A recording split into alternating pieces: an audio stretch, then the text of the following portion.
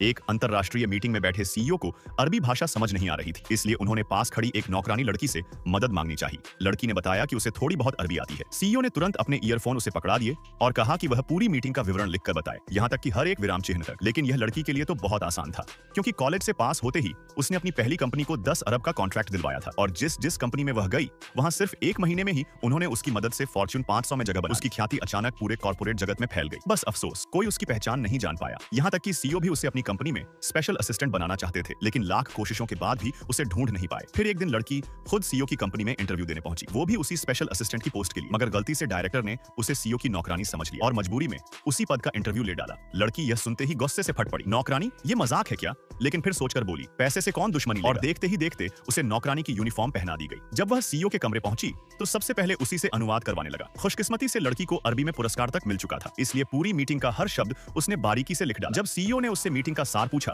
तो वह कुछ पल झिझकी, लेकिन सच बता दिया। तभी पता चला कि पिछला ट्रांसलेटर हमेशा सच्चाई छिपाता रहा। असल में विदेशी कंपनी 10 अरब का ऑफर दे रही थी, लेकिन ट्रांसलेटर ने उसे 7 अरब बताकर छिपा दिया। इससे पार्टनर कंपनी बहुत नाराज हो गई थी। सीईओ की कंपनी भी जानबूझकर प्रोजेक्ट लटका रही थी। यहाँ तक कि लड़की समझ गई कि कंपनी में कोई अंदरूनी गद्दार है जो अपने फायदे के लिए खेल कर रहा है। ये सुनकर सीईओ का चेहरा गुस्से से लाल हो गया। उसने तुरंत अपनी सेक्रेटरी को फोन कर कहा कि शाम तक वह खुद हेडक्वार्टर जाकर अचानक जांच करेगा। वह देखना चाहता था कि उसके सामने कौन इतनी हिम्मत करता है। लड़की यह सुनकर खुश हो गई, सोची अब तो आराम करने का मौका मिलेगा। लेकिन सीईओ ने कहा, तुम भी मेरे साथ चलो। वह समझी मजाक है, पर जब सीईओ का गंभीर चेहरा देखा तो मान गई कि यह सच है। उसने सोचा आजकल तो नौकरानी होना भी आसान नहीं, और उसके जाते ही सीईओ को एक और बात याद आई।